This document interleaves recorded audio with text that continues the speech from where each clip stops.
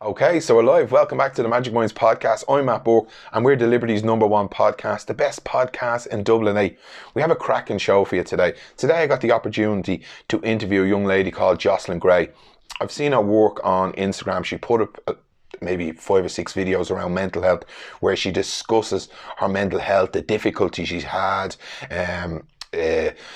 battles with suicide ideations, diagnosed with bipolar. So I got her on the show and it was a powerful interview. She talked to us about, growing up, the impact the impact of our family, the support of our family, stigma around mental health, suicide, antidepressants, counselling, finding our way. She's just a powerful young lady, and I really believe that she's gonna go on and do great work in whatever she chooses to do. And it was just an absolute honour. It was brilliant to get a young person on with such bravery, also being able to show her vulnerability, show passion, and show a general care and love for other people. And that shone through in the interview. So it was an absolute belter. I loved it.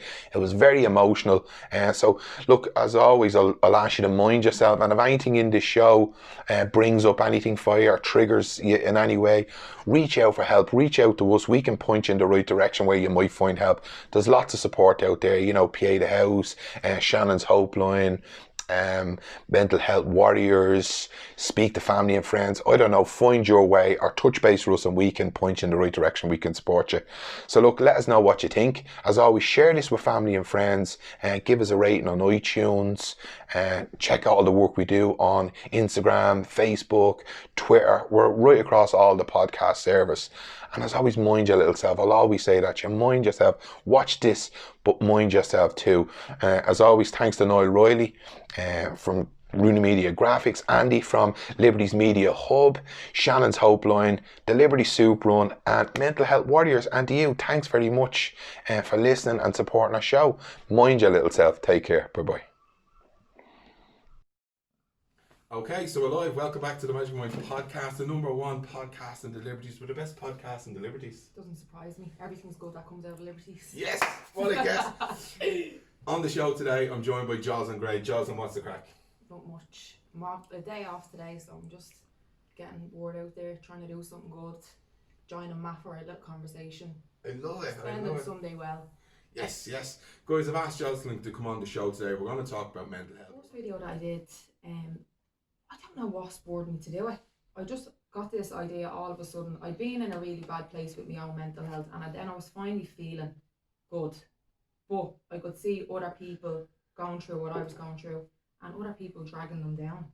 So I just felt, get on there, cut other people a bit slack. Like, the world is hateful enough without you dragging your friends, your family, or people in your area down. I got that from me. Just let people be. If they want to be whatever, just let them be. For fuck's sake, let them be.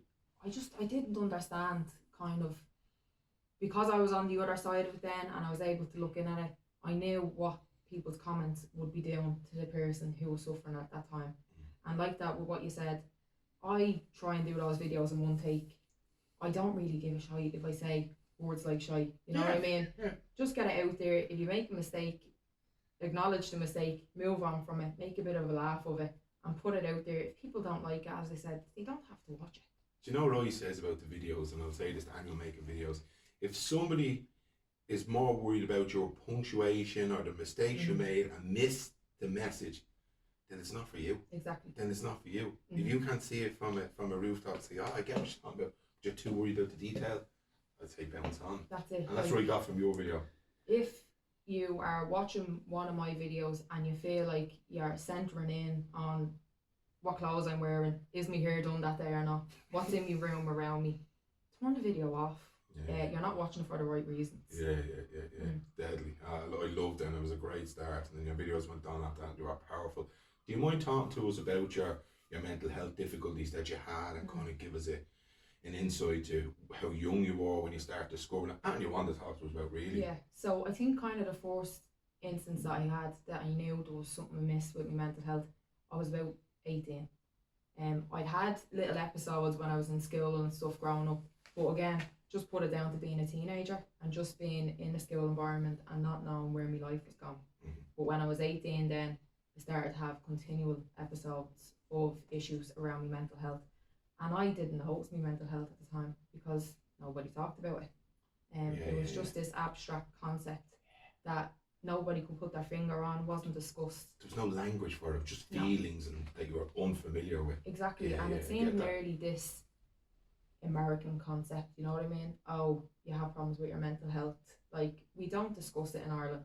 So when I did start having those kind of issues around it, I would have been 18, but it was then that I decided, right, you need to see somebody about this and find out what is going on. So that would have been maybe my first doctor's appointment, where I went in and said to them, I don't feel well. And I'm not talking physically, I'm talking up there, something's going on. Yeah. So yeah, about that time. Deadly. I seen in one of your videos and it was lovely, and I really zoomed in on when we talk about stigma. You know, mental health in Ireland's well talked about, disabilities are well talked about, but I still believe there's a huge stigma around it. What's your thoughts? Definitely. Like the stigma around mental health is and judgment enormous. For me, I think it's disgraceful. And that's just how I am. If I come across as blunt or harsh, I'm sorry, but that's how I feel about it. With talking about it, nobody talks about it. And people are looked down because they have it. They're thought of as strange. They're thought of as maybe, you know, being a little bit of a looking for attention. And that was how I felt for a long time, which was why I didn't speak about it. But at the same time, it seems to be getting a little bit better now. But I think that's only because people are talking about it a bit more, and it's not this, you know, there's nearly a little bit of like, it's like voodoo or taboo around it. And in Ireland, because I think we're a little bit step back towards the rest of the world, we're afraid to talk about it. And there is a genuine fear, I think, in people coming to talk about it. Yeah, absolutely. I get that. You know, I work in disabilities, I work in mental health, and I see people struggling.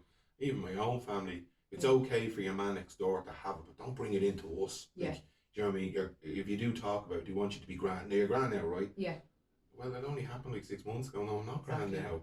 Just want you to move through it, brush it under the carpet. Yeah. We'll support you for a little bit, but don't be talking anymore about it. Yeah. It's that kind of stuff, isn't it? Like, when something like this does come up, as you said there, they're okay to speak about somebody else. They'll say, you know, poor so-and-so down the road, going through a bit of a hard time at the moment, or poor so-and-so lost their father there, took his own life. Very sad, isn't it? But then, if it comes into your house, it's like, it blows up, an explosion, and people don't know how to handle it. And start looking at you then as if they're walking on eggshells around you. And that was a real problem for me at the beginning when it did come into our house, because none of us knew how to handle it. We knew how to talk about it when it was someone else experiencing it, but when it's one of your own, we don't have the tools to deal with it because it's a vague concept. Yeah. What came across me in a lot of your videos was the support you can for your family, and that was fantastic. I think it probably comes down to this pressure in society of being perfect, looking perfect, nothing's wrong with us. Because I grew up with that in my family, my mum and dad. Don't shame this family, don't bring attention on us, don't bring guards to the door, don't ruin our name. And anything that goes under that umbrella, i.e. mental health, sexuality, crime, blah, blah, that brings us outside the ordinary of perfection is a problem. Yeah. And we don't know how to handle it, so don't fucking bring it. Exactly. Like, my family would have been, they did handle it very well. It took us a little bit of time to adjust to it. Like anything new, we had to adjust to it, but they didn't back down from it, which to me was something huge, because I needed them. And if I didn't have them, I probably wouldn't be here, wouldn't be sitting here today, which is a scary thought. But like what you're saying there, anything out of the norm. So, as you said, sexuality, crime, mental health, anything that makes you look like your family is not a functional, normal family, straight away they start whispering about it. It's spoken about behind closed doors. If you walk into the room and you're the centre of it, everyone shuts up. It's awkward, that feeling, isn't it? It's something that you have to get used to, but I think it takes time to really work around that. And there has to be a conscious effort from everybody in the family to make it a normal thing. Like I said there, with crime and even with sexuality, like I came out when I was 19. I was a late bloomer, is what people would say, and I'd had boyfriends for years. But as a family, that also took us a huge adjustment. with crime, you hear about, you know, oh, did you hear her son is selling drugs, and did you hear her son's involved in that? That again is other people talking about other families. But is it talked about in their family? How do they handle it? We don't know. We're only looking at them. We're not inside their bubble. So I think families hide too much, and that's where our problems come from. We're not open enough. We don't communicate enough.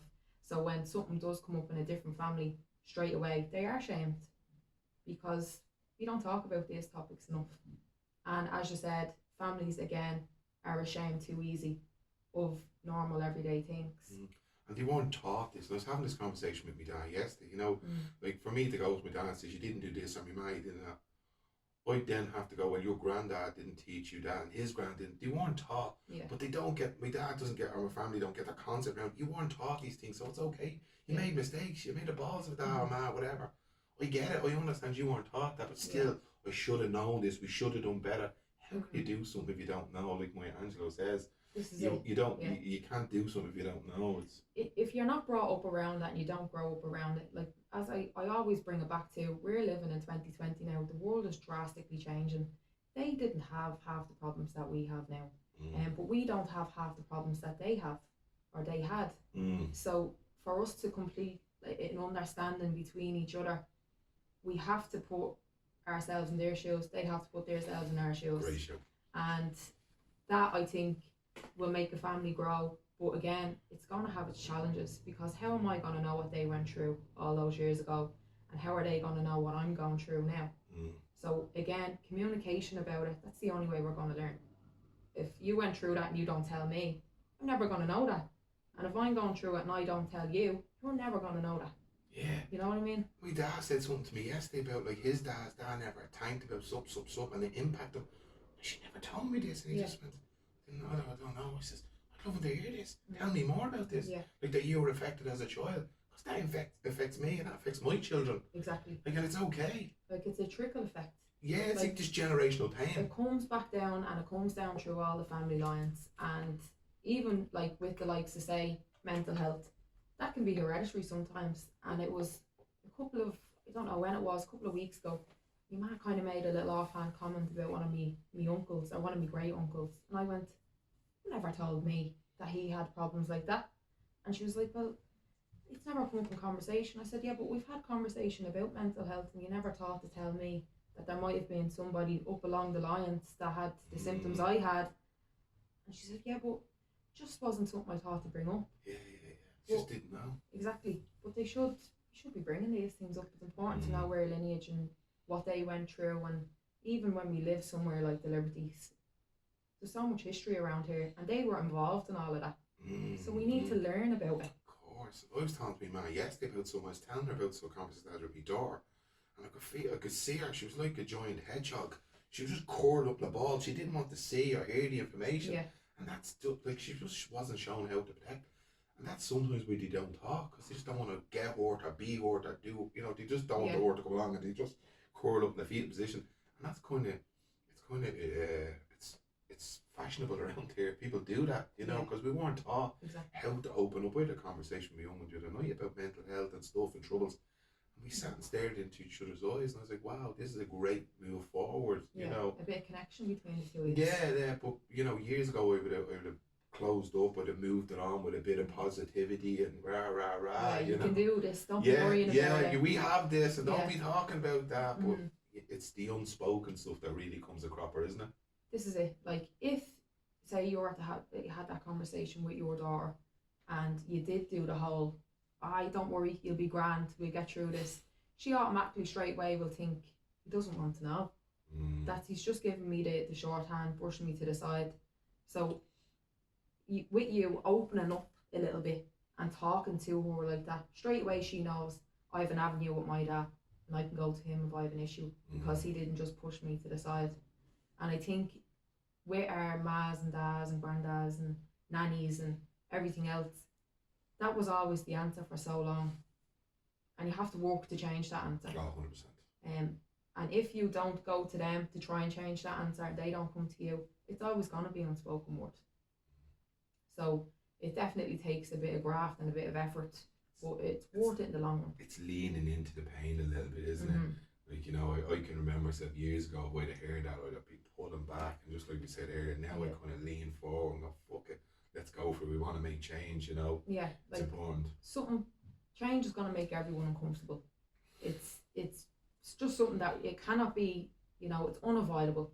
Change is something that is really going to put you on your back foot, kind of, and as you said, leaning away from something, because we all like routine. We all like to know what's coming next. We all like to know, oh, in next week I'll do this and I'll do it here, and that's the reaction I'll get. But you have to step out into the unknown to make any kind of difference, and to get a difference from the people around you. If they want to come with you, they'll step with you. If they don't, you can't force them. But it's important to try at least make the step. Absolutely. Another great comment I heard you saying, I was like, wow, I love this.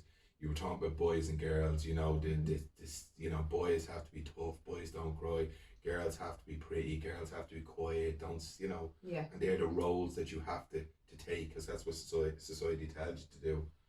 Yeah, so we're put into these little stereotypical boxes, and none of us can deny it, because it's been there for centuries and centuries, and it's still going on now. Boys are supposed to be, you know, strong and boyish and play football and not let out their emotions, and, you know, punch my friend in the shoulder if he says something's wrong with him and tell him to get back up. Girls are taught you're a little bit fragile, you're a little bit dramatic, you go dancing, you're allowed to have these girly things with your friends and scream when you see each other, and that's the way they're taught to act. I was growing up and I was a little bit of a tomboy, and I played football and I hung around with the lads, and I was automatically thought of as strange for that and called a tomboy. But that was where I was comfortable, and I liked that.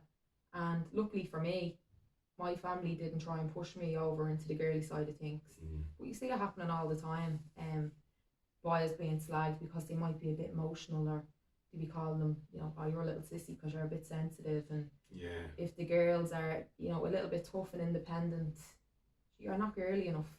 And that's just the way we teach the kids now, and that needs to change, because that's just going to cause them to completely suppress their emotions, and we'll never know what's going on with them.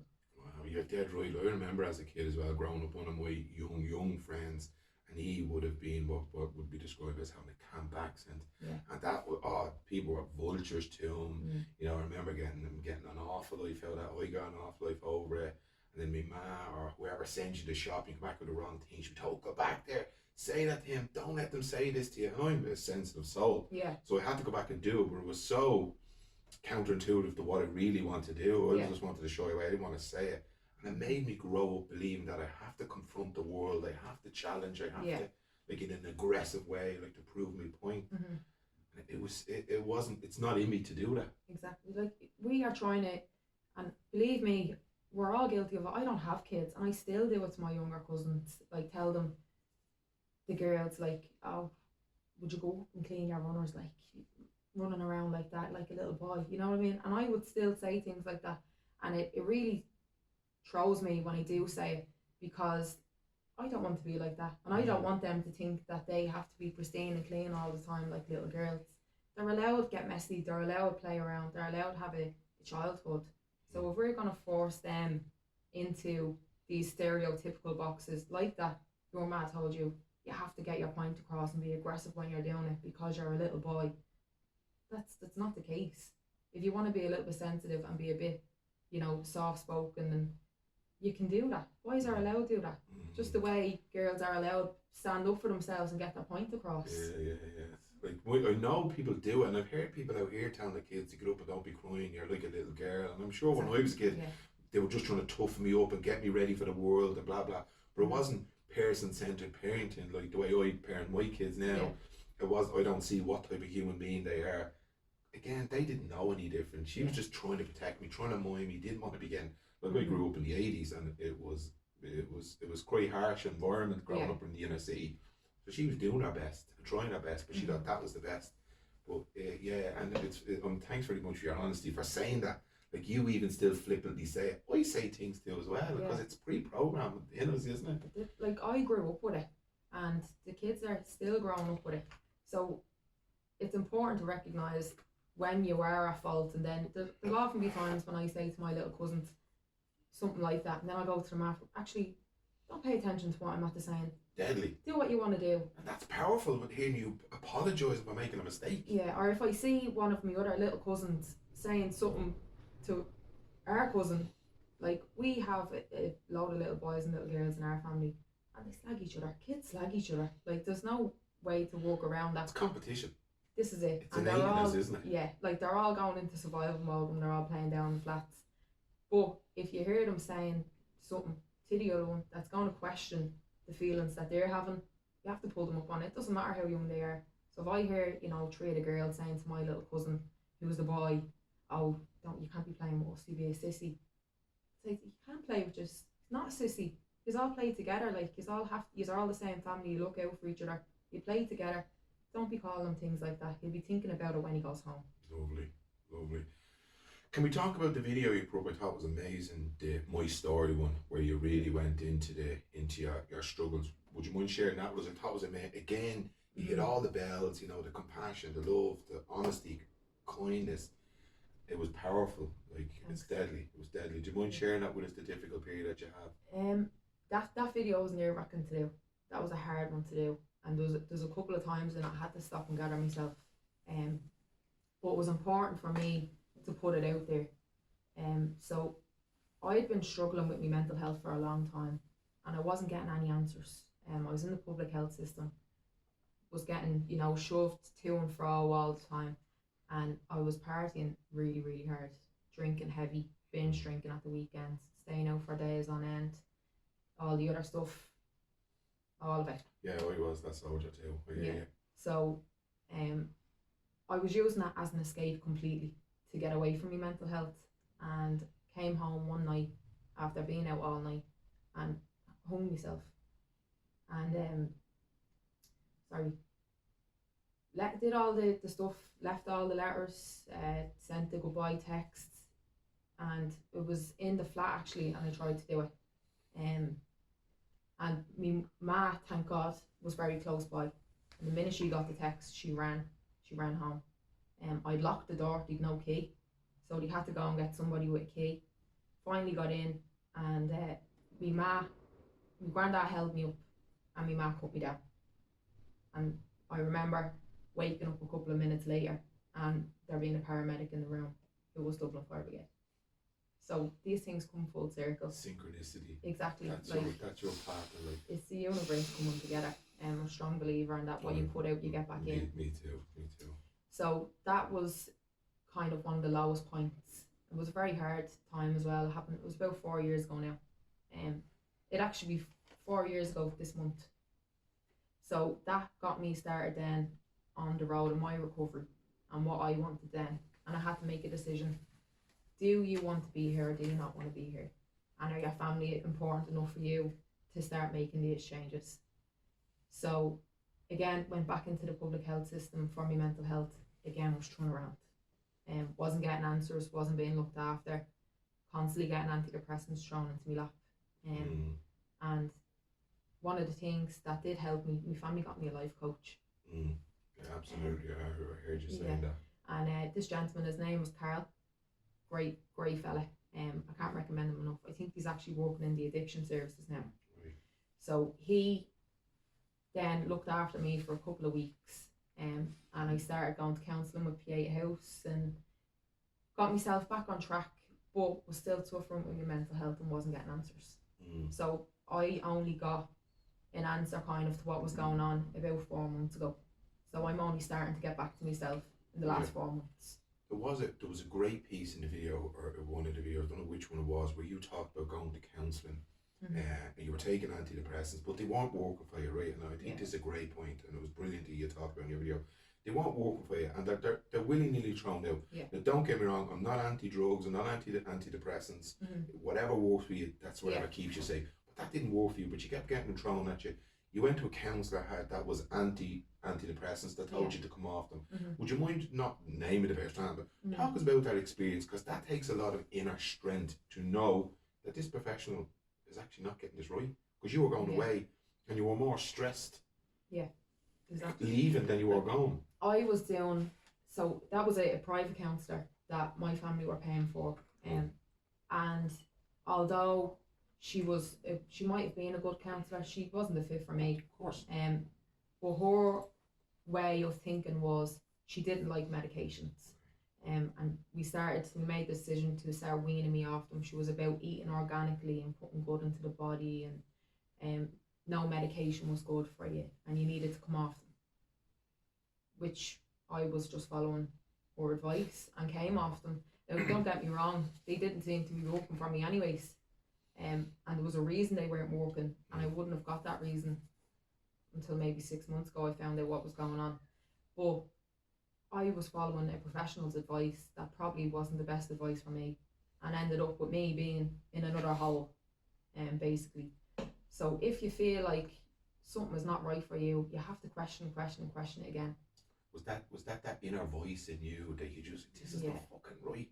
There's just something not right here, but the noise from everyone, gotta go to counselling, gotta take your drugs, blah blah blah. But Yeah. you knew in this wisdom that this is not right. See, with me being thrown around the public health system so much, I started to do my own research because they weren't giving me answers. Yeah.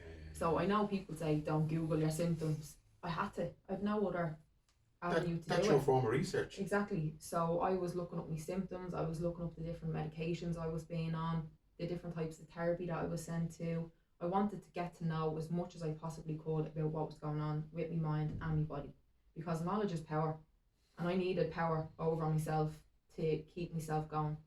So with the therapy and counselling that I was doing, I followed my gut instinct, and I knew that she wasn't for me, and I knew maybe that this decision wasn't going to work out for me, but I continued with it anyways to give it a try, because everything's trial and Of error. course. But then after a couple of months I said, you know what, cut this out, because it's not working for you, and nobody knows what will work for you better than you do. And that's the only reason why I ended up getting answers with my mental health, is because I wouldn't take no for an answer. I 100% back you there. I was the same. It took me a long time to come off antidepressants again. I'm not anti-drugs. I just knew they weren't working for me. And I had to go to find out how to wean off, probably. I took this medication, I took this with it. Because I've got a background in science, I knew a little bit about stuff, so I wouldn't advise anyone on doing it. I just had to do what you did. I researched it. I looked at the biochemistry of things. Because antidepressants are hard to come off, as you know. Yeah, they're very addictive. 100%. Nobody tells you this. Nobody tells you when you're going on an antidepressant and you're looking at the prescription and you're going from 50 micrograms to 100 micrograms 2 weeks later to 200 micrograms 2 weeks after that, that you have to come down those every 2 weeks when you're coming off them. And when you are going to come off them, there's withdrawals that come with that, because no medication is not going to be addictive. There's a certain level of addiction in everything. Of course, there's a physiological reaction to it, and it's leaving your body. You'll have withdrawals, and look, and I just want to make this clear: if you're taking antidepressants, do what works for you. Find what works for you. Look, I'm not anti-drugs. I'm not for drugs against it. It's about what you just said, and it's amazing. Is that it's finding what works for you. Is it therapy? Is it counseling? Is it exercise? Is it talking to your family? It's really about what's in here that works for you, isn't it? Yeah, like unless it feels good for you, you will have that gut instinct. It's there. And I didn't trust it for a long time, because I felt like with everything else it was working against me. But you have to go with kind of the feelings and the vibes that you're getting, and things have to start connecting for you. If you don't, you're gonna miss the ball completely and go on to something else that doesn't work for you and end up back at square one, just frustrated, angry, sad. So if you're not listening to yourself, try and at least get somebody unbiased to tell you what they think as well, and put the pros and cons against each other. Unbiased, because family are just unconsciously biased towards you. They'll always try to help you. They're never going to give it to you just purely objective. No. And that's so important, isn't it? It's getting that unbiased opinion of people. Yeah, like if you go to your ma or you go to your sister, just want to mind you. This is it. They want to take you up into their arms and give you, hugs and kisses and wrap cotton wool around you, but they're not always going to be there. And that's something that stuck out for me. I had to start thinking, my ma's not going to always be there to hold my hand. Neither is my sister, neither is the rest of my family. I'm going to have to get out there at some point and be on my own, and not leave them worrying that I'm on my own, and become independent enough. So that was important for me, with medication, with counselling, with therapy, to build myself up to that independent person where my ma could wave me off from the door and know I'm going to be alright that day. So definitely the medication, the therapy, the counselling, make sure it's working for you. If it's not, even say it about your GP. If it's not working for you, change it. You can change it. Definitely. Take the control yourself. You know, let's get rid of the white collar syndrome. Worry about what the fella in the white coat tells you because they know everything. They don't know your blueprint. They don't know the history you have. They don't know your biochemistry. They don't know your physiology and psychology. They're guessing it. They're general practitioners. But no disrespect to them. They have to work with you in collaboration. Like you guide them and they guide you together. What works for you, and sometimes that doesn't happen. No. They just do therapy onto you, do medication onto you. Yeah. I think it's unfair on people. Yeah, like even what you were saying there, what I've mentioned in the past with throwing the medications into your lap. These people, don't get me wrong, they're great, but they're overworked, they're underpaid, they don't get enough time with the patients that come in front of them. So they can never get a full background check, or they can never get to know somebody fully. So like you said, they're following what they've learned in college or medical school or wherever they went, as to what would be the normal thing to give somebody who presents with these symptoms. Oh, here you go, here's an antidepressant. And you're sent out the door then. That's what happened to me. But they didn't ask me, what's your lifestyle like? I was drinking heavily, I was taking drugs, probably 4 or 5 nights a week. I was drinking hard. The only nights I didn't was when I had my door. The rest of them was binge drinking, binge eating, and then you just throw your antidepressants. And that's another thing to add on to your list. Another thing that's going to attack my immune system, my physiology, and didn't ask me lifestyle questions. And I was like, wow, when I think back now, but no, it was an oversight on their behalf. Yeah, and like you said there, it's a learning curve. I hit on it all the time. It's trial and error. And with these people, if they aren't learning enough about you to give you the best path for you, to give you the best result for you, you need to get out of there, get out of that situation. And that comes with anybody in your life. If they're not doing what's best for you, you need to learn how to walk away from it and not let it drag you down, and start being a little bit selfish in what you're doing.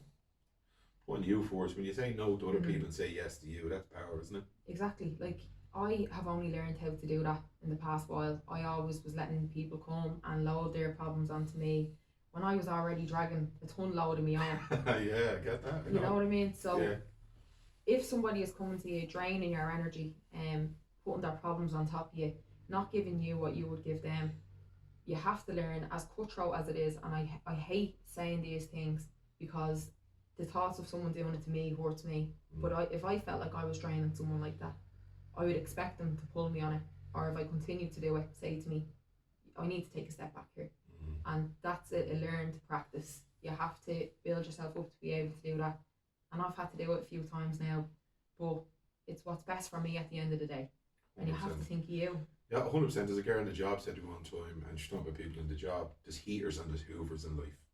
Some people are going to warm you up and other people are just going to drain you. And then you soon spot them, then you're like, oh, I'm not talking to you today, I'm out here, I don't have enough in the tank for you. That's it. And that's really about minding yourself, isn't it? Yeah, because if you're constantly with people who are, bad news and this happened to me today. Sounds very familiar. You know, this so-and-so was saying this to me and they're doing this behind my back, and it's a constant barrage with them over and over again. I can see it etched in your face. It's like someone scraping on the board. You're like, oh, fucking stop. Like, straight away, you are absorbing all of their problems because we're sponges. Energy. And people don't recognise when they're around somebody like that constantly.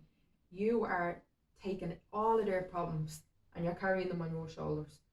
But would they take yours back is a question you need to be asking yourself. And 9 times out of 10, they're not going to. They just want to keep giving and giving. Because that's what you do. You're just sure, Jocelyn, she'll just listen to me problems. I'll just give it to her. Because that's just the relationship, that's just the team of it. I give and then she'll just take it and I'll be grand and I'll head off. And for a long time I was that person, and it was actually my mum who set me down one day and she said, you know, this needs to stop with you. Like, you need to start thinking about yourself and you need to start saying no to those phone calls and, you know, not texting back to people that are just texting you to offload their problems of the day onto you. Nice. So she was the one who put me in place with that, and thank God she did, because deadly. It's made a change. I got that from the videos all that you did, your family being a great support for you. And some people don't take this on board as well. When somebody like yourself's gone through suicide, mental health, they're all under the umbrella of it. It impacts everybody, you know. And families don't, although they sometimes can cause the problem, but they're under it as well, and it impacts them. at a heart level as well, doesn't it? Yeah, like when I was going through all of that, and even now, I still have my bad days. It's a ripple effect. You know what I mean? 100%. Like I can see it affecting me ma. I can see it affecting my little sister. I can see it. We live in the flats, like, and two of my aunties have two of their flats. I mean, nanny and granddad lives underneath us. We live on the top floor, so I bump into all of them on a daily. If they notice I'm having a bad day, there's a shift in them straight away, because we all know how to interact with each other, and they pick up on what I'm giving out, and they'll know. It's a ripple effect then, and then obviously they're having to answer other people's questions, and as you said, there's a little bit of shame that comes with it, and it takes a lot for them to be able to say, well, yeah, our Jocelyn does have a problem there with her mental health, but you know what, we love her for what she is, and thank God my family were able to do that. But I know other families might not have that connectivity with each other and that strength with each other, but if they are, you know, they will support you, but just always be on the lookout in your family, because it might affect others more. 100%. So what were the steps you took? What was the road you took to start getting yourself in order, as in finding what's the, I know you were diagnosed as well only recently. Yeah. Can you talk to us about that? So for, as I said, years and years I wasn't getting answers, and I had to do my own research. About 4 years ago I started to really notice my symptoms were changing, and they were getting really, really bad. So I'd have really bad bouts of depression, really high levels of anxiety. I'd go into nearly blind for ages, or else I'd be overproductive, so nearly, you know, manic in what I was doing, but not actually being productive, flying from one different task to the other, hyper, bouncing off the walls. So I went to my doctors with this. I went to my local mental health hospital with this. Again, antidepressants, but they weren't working, because I hadn't got consistent levels of depression. I only had them for 2 or 3 hours a day, and then I'd switch to something else. So as I was doing the research and I was learning more about it, something kept popping out at me, and that was BPD. So that's borderline personality disorder. It's like bipolar, but on steroids. That's the best way I have to describe it. Yeah. So with borderline personality disorder, I had mentioned that to the public health service that I was using, and they said to me, we don't really have treatment for that here. And I was like, what do you mean you don't have treatment for it? I just told you all my symptoms. I'm marking the 7 out of 7 criteria you need for it, and you have it in your notes here. About 4 years ago, I'm looking at them, emotional instability disorder, which is another name for BPD. So you knew it was there, but you've been continually giving me antidepressants that you knew weren't going to work. Jesus Christ. So with that, I went back to my own GP, and I had been in a really bad place. I was back there about 5 months ago. I was back in suicidal thoughts, suicidal ideations, drinking heavy, doing all of this. No, sorry, not drinking. That would have been before 6 months ago. But again, really in a bad way. And went back to my GP, told him, he mentioned mood stabilizers to me. So that was like, to me, right, someone's listening to me now. Okay. They know the antidepressants are not working. And went back then to the public health service again. They told me, you can't be treated. We don't know how to treat it. That was what their answer was. What was that like to hear? Was that scary? That these professionals don't know how to handle the condition that I possibly have. Yeah, like Must for feel me, alone. I was absolutely devastated. Yeah. Devastated. I felt the rejection I felt that day. I remember getting off the phone call to them, and I had been waiting on this phone call for weeks and weeks off them. This will be the answer. This will sort it out. This is it. And every time you go to an appointment, that's the hope you have. Yeah. So you keep getting pushed back. But after that phone call that day, my mum came in the room to me. She goes, what's wrong with you? The tears were running down my face. And I said, they just basically told me that I'm untreatable. They don't know what to do with me. So I'm going to be left like this for the rest of my life. I'm not going to get any help from the people I'm going to for help. So we had enough by that point, and decided to go private. Sent off a couple of referral letters and ended up getting one back from Blackrock, which was the one I wanted. Within an hour of a consultation with a psychiatrist in Blackrock, I had an official diagnosis, I had 2 forms of therapy lined up, and I had the medication that I needed within an hour. So what it took the public health system 7 or 8 years to get me sorted for. It took the private health system 1 hour.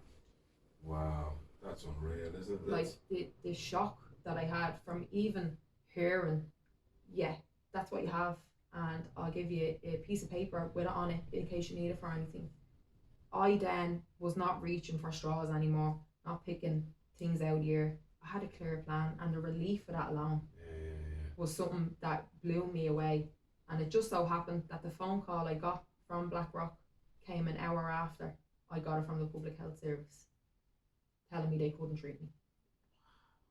So that's incredible. No, I've had my experience with the public health system, and I've been shocked. And I work in healthcare, work in a hospital, and so I understand the system. I understand batteries of assessments, and I went to them one up here in Inchicore. I was blown away by the unprofessionalism. I was blown away by their attitude, their sloppiness, their not very person-centered care, their questioning. They diagnosed me just off a conversation. Yeah. I said, you didn't even carry out battery of assessments. You just presented me with something that you didn't assess for. This is just your hypothesis, just sitting here.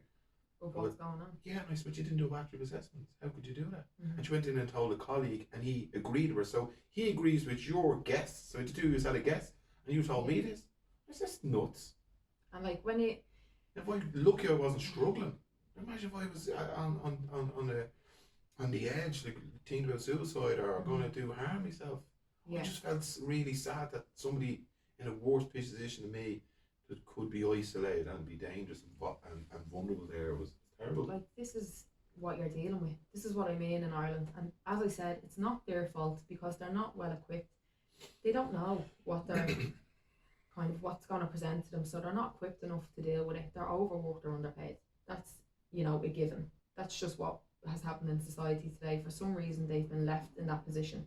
But at the same time, to ring someone up who is possibly, as you said, on the edge of doing something and telling them they're untreatable. And it even happened, like I went to Vincent's one day, and this was about 2 weeks before I got that diagnosis, and told him in Vincent's, I'm having suicidal ideations. I don't feel safe at home. 20 minutes later, I was discharged after a mental health liaison nurse told me, we can't do anything here for you. Like, this is what you're dealing with. Wow. And people want to know why the public is angry. That's why they're angry. Yeah, I've had people on, like Fran Dempsey, his son, Matthew Went to school with Ryan. Ryan lost his life by suicide, you know. Again, the system let him down, you know. Yeah. Look, I'm not getting stuck into people that are in the system. I'm sure their hands are tied. Yeah. We're talking about the system at large. Is the bigger picture. Is failing people. The system, the money being invested into it is ridiculous. The services are just not accommodating people's needs in the country. No. And we're seeing it, you and then Ryan. Yeah, like you mentioned Ryan there, another Shannon Topline, Shannon Kelleher, that's another one of our young people. We lost a 25-year-old girl last week down my way. That's another one of our young people. And even our older people, it affects all ages. So for mental health not to be recognised, it's an illness and it's killing our people, our population. Why is it getting brushed under the rug? Why is the investments not being made into the service as a whole?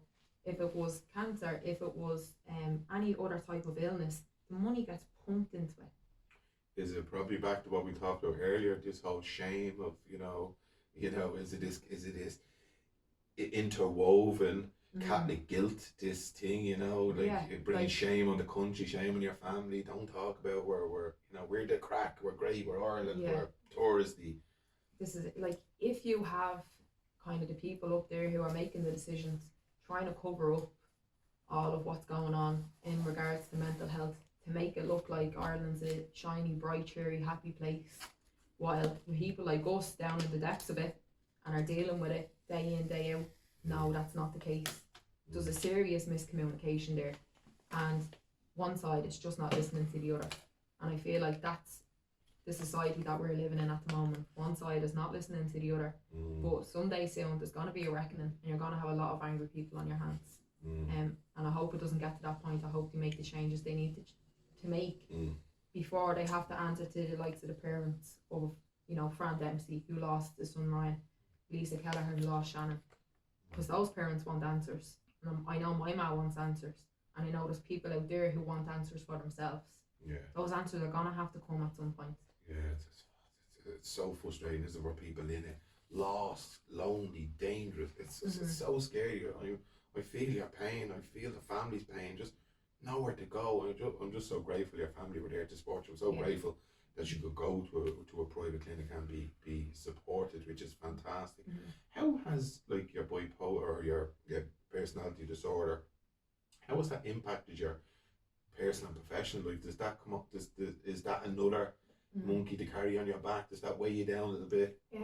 Yeah, like one of the things with when I did find out that I had BPD, one of the first things that I said to myself was, right, that's only a part of you. Don't let it define you, because that was really kind of a line that I was teetering on, and I didn't want people just to see me as a mood disorder, because I'm not a mood disorder. I'm a person, and my personality has a little aspect of it that's not the same as everybody else's. I can't regulate my emotions, but I'm getting help to do that. That's okay. So there was a bit of a fear with announcing that I had it and being public that I had it, and me and my ma kind of had a conversation, said, are you sure you want to do that? Do you want to go into work, and do you want the lads to look at you and say, crazy? You know what I mean? Or do you want your friends to look at you and say, Jocelyn has a little something going on, and think of you any different? But it has presented challenges for me, but I've been going through them years, and now I'm getting help to deal with them. So anything now that it throws in my path, I know I'm equipped to deal with it. Love to hear that. So I've gone through what I feel like is the rough of it, and now I'm coming out the other end of it. Yeah. So anyone who does look at me any different, you know, as far as I'm concerned, they can fuck off.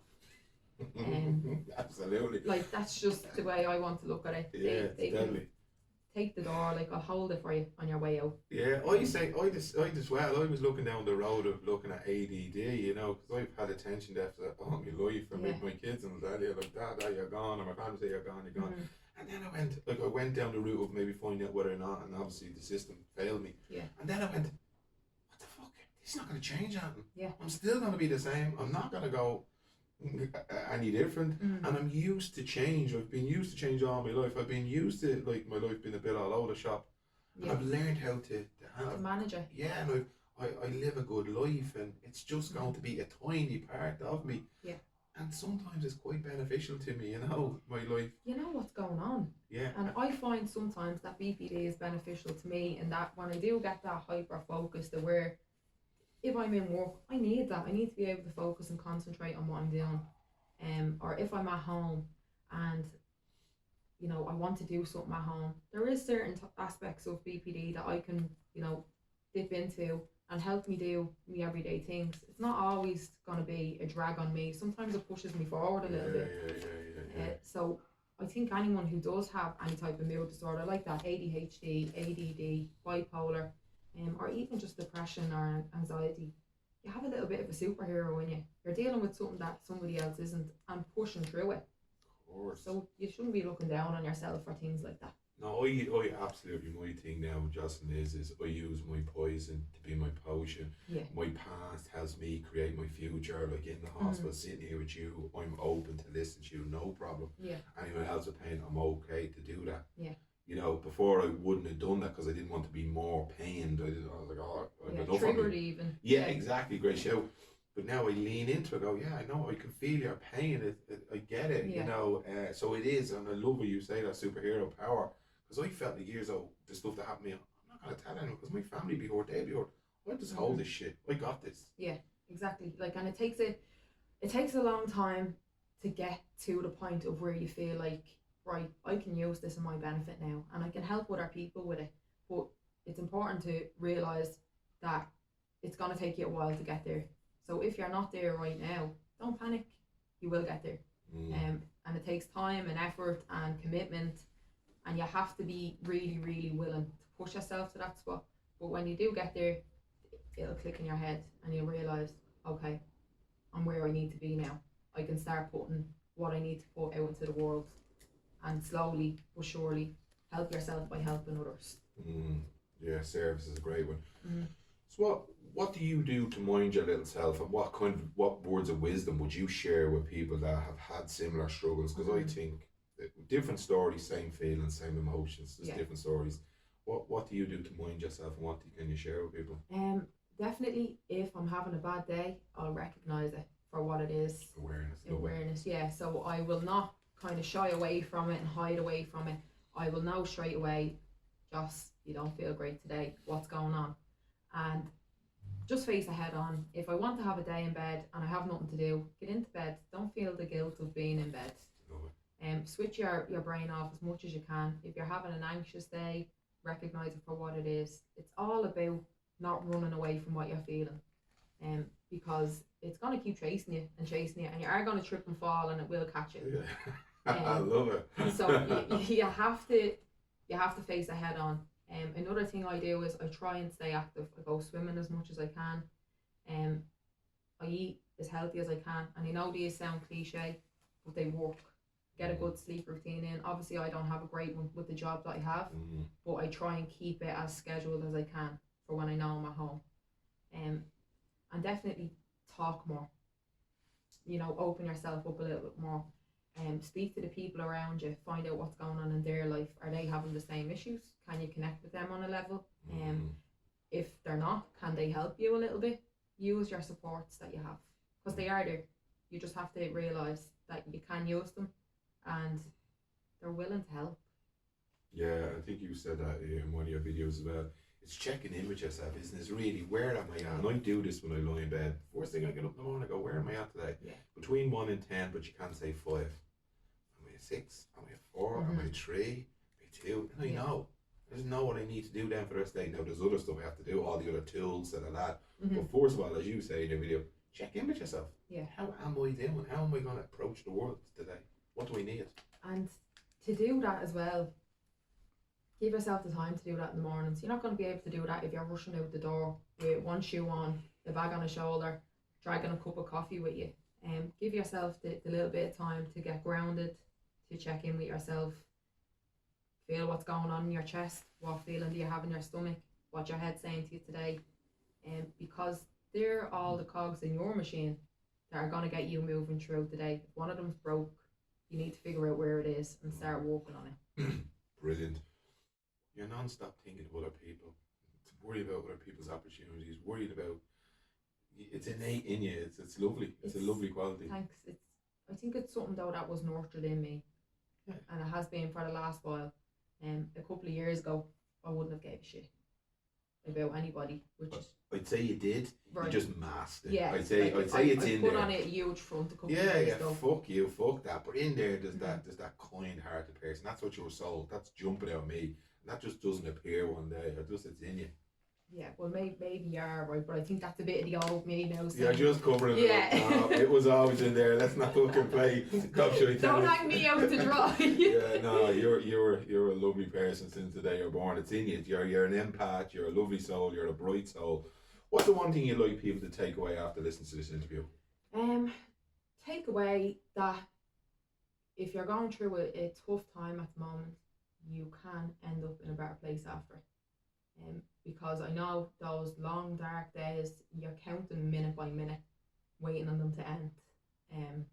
But if you try, go and get yourself the right help, speak to people, you can get yourself out of that hole that you're in at the moment. You won't keep going downwards. Sooner or later, you're going to start crawling back upwards. And just try your best to keep going with it. I love it, Jocelyn. You're an absolutely incredible human being. I just love your story. I love the journey that you're on. Synchronicity. That's your path. It's unreal. It's incredible. You're a brave woman. You're brave to come on this. You're brave for the videos you do. You put yourself out there in service of other people. It's amazing. I'm just absolutely blown away. There was moments in that my heart was going, my throat was going. You're just people are gonna love this. I loved it. Andy, that was incredible, wasn't it? You're a beautiful soul. You're a beautiful soul. Look, I'm absolutely honoured. Thanks very much for coming on the show. Thanks for having me, Matt. Oh, you're a legend. Guys, thanks very much, Jocelyn, coming on the show. As always, I want to thank Noel Riley from Rooney Media Graphics, Andy from Liberty's Media Hub, the girls from Shannon's Hope Line, the lads from Liberty Soup Run. The girls from Shannon's Hope Line are unreal, aren't they? Oh, amazing. Sandra and Lisa, like they're next level to me. Here they are up here. Yeah, there's the girls up there. Yeah. We're We get them in everywhere we can. yeah, anywhere I go, I talk about the girls from Shannon's Hope Line. They're absolutely incredible. They have a GoFundMe page. Want to give them a few quid? Please do. Yeah. Guys, as always, mind your little self. And if anything that come up today has triggered something for you, get in touch. I'll point you. I'm not a therapist, but I am somebody that cares, just like Jocelyn, just like Andy. But we'll point you in the right direction, whether it's the mental health warriors, if it's Shannon's Hope Line, if it's PA the House. There is support out there. You're not alone, and you're okay. It's okay not to be okay. Love and kindness to you from the bottom of my heart. Have a fantastic day. Mind your little self. Bye bye.